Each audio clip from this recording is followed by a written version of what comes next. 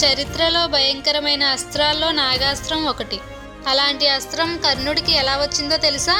నాగరాజు అశ్వసేనుడికి అర్జునుడి మీద తీవ్ర కోపం ఉండేది. ఎందుకంటే కాండవ వనం దహనం సమయంలో అర్జునుడు ఆ అడవిని కాల్చాడు. అందులో అశ్వసేనుడి తల్లి చనిపోయింది. ఆ కోపంతో కురుక్షేత్ర యుద్ధంలో అశ్వసేనుడు ప్రతీకారం తీర్చుకోవాలని నిర్ణయించుకుంటాడు. అతను పాము రూపంలో బాణంలోకి ప్రవేశించి కర్ణుడు వదిలిన బాణాన్ని నాగాస్త్రంగా మార్చాలనుకుంటాడు. ఇది పాముల శక్తితో కూడిన దివ్యాస్త్రం. ఈ బాణాన్ని సంధిస్తే 1,00,000 పాములు వచ్చి శత్రువులపై పడి వాళ్ళని చంపేస్తాయి. అలాంటి నాగాస్త్రాన్ని కర్ణుడు అర్జునుడి మీద ప్రయోగించాడు.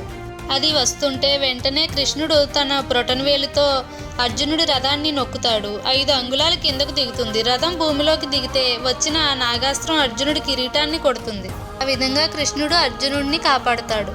ఈ అస్త్రం రామాయణంలో మేఘనాథుడు, మహాభారతంలో కర్ణుడు ఉపయోగించారు.